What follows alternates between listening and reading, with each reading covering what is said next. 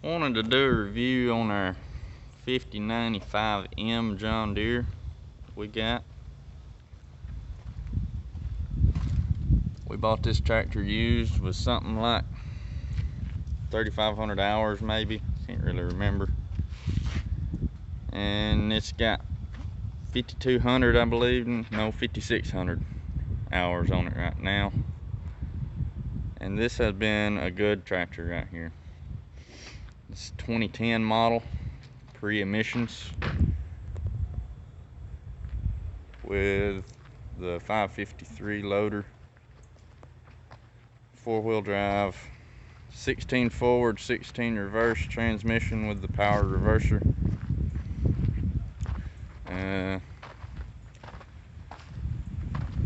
We have not really done anything to this tractor except rebuild the SCV remotes, and I think one of the lift cylinders down there on the 3-point started leaking.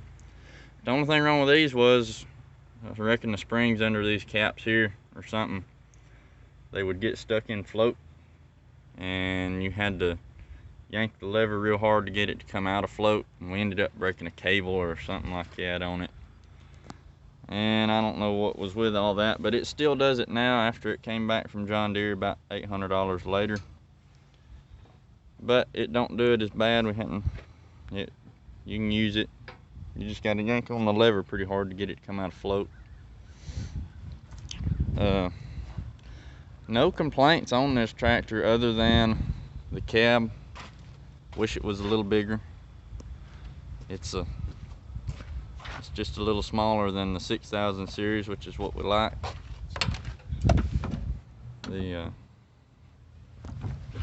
It's comfortable. It's just a little bit small. You can see you can reach and touch the glass with the seat all the way back, and you can't do that in a 6000 series. I like to be able to stretch out a little bit when you're in here all day. But if you're gonna be in here all day, every day, it's a lot better than not having no cab. Got the AC controls up here.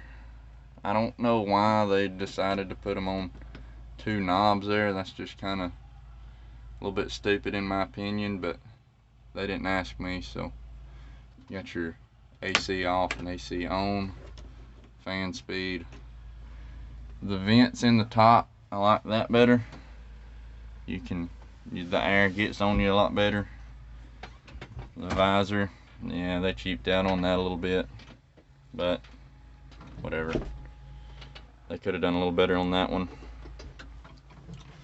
Let's see here. We got 5620 hours. And that's a lot of hours for a modern tractor to not have any issues with. Most of them, I've worked on several of them, and most of them have something major done by now, and this one has not. We're kind of waiting on the clutch or power reverser to go out, but it's still slick right now. The transmission's pretty good for what it is. It's not no power shift, but wish it was, but it's not. You got your 1, 2, 3, 4 and park on this lever, and then back here you got A, B, C, D. These are synchronized, these are not. You can shift, so what that means is you can shift on the fly here. You just clutch and shift this one, but then this one you pretty much got to be completely stopped to shift that one. I like this console over here. You got draft control there. This is your 540E or 540. What that does is you can put it in a economy mode, and the engine don't have to spin 2000 RPM to get 540. It runs at about 1600. You can see the little E mark on the tack. You got your PTO switch. It's your electric 3-point. I like this a lot better. This is the big deal breaker between the E series and the M, in my opinion, is the E's got it's just a lever, you raise it up and down. This one, you can set your height here, and then you just click it down and click it up on the button there on the side. It's great for mowing hay. You just drop it down to where you want it and pick it up. So you set your, let's see here, you set your down with this. You set how far down you want it to go. And then under this little cover here, this knob right here controls how far up it will raise, and this one controls how fast it falls. So you can make it fall fast, or you can make it fall slow. You got your two remotes here. It's got the option for the third. This one don't have it.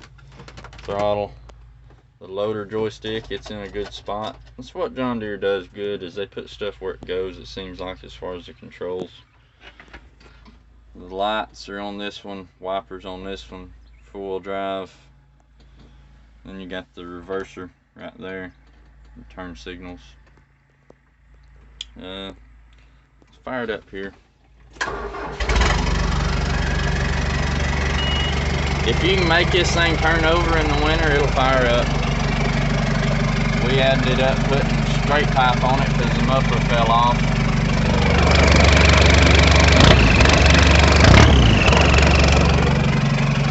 So they're not supposed to be this loud, but it's still, it gets pretty, it quietens down a lot in the cab. We'll so we come out of park, and I think we're in C range. And the nice thing about these are, take your foot off the clutch, we'll give it a little throttle, go down a gear, and you just flip the switch, off it goes.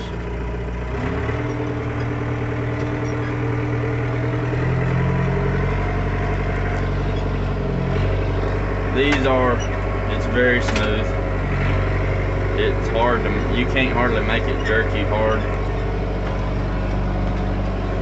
One thing we did do is that air shock under there, it went out and the steering wheel would fall down in your lap.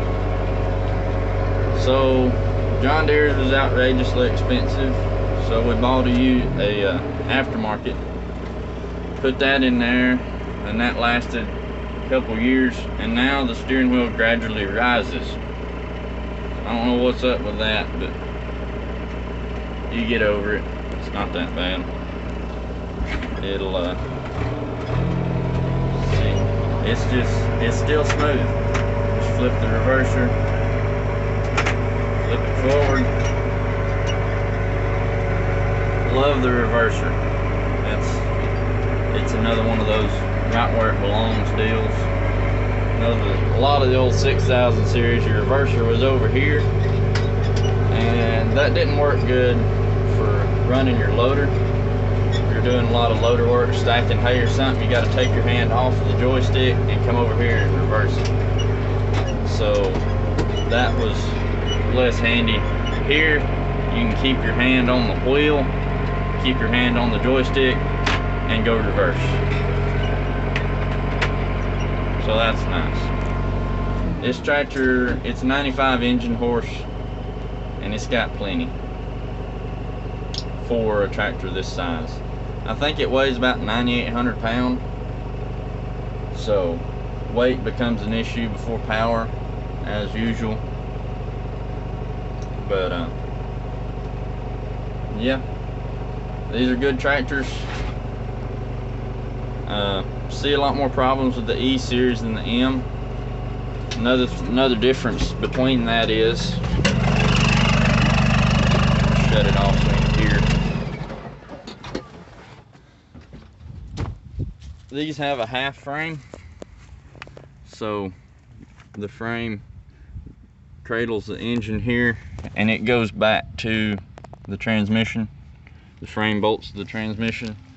The E series, just like all the other old small tractors, they have no frame. The engine bolts to the front end and the rear and the transmission. So that just puts a lot more stress on stuff. I'm not a big fan of that design. So this is better. The M's are a lot heavier built than the E's.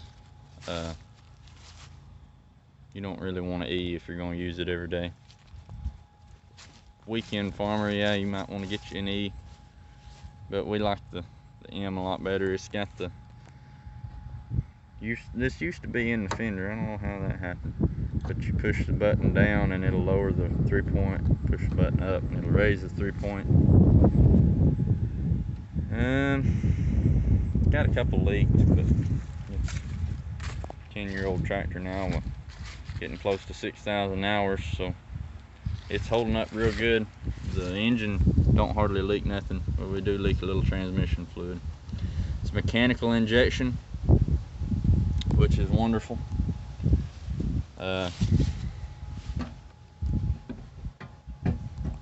interior seems to be holding up pretty good. It's just nasty.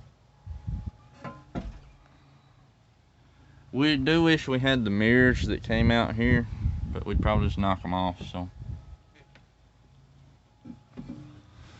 well, if y'all got any questions about these, put them in the comments.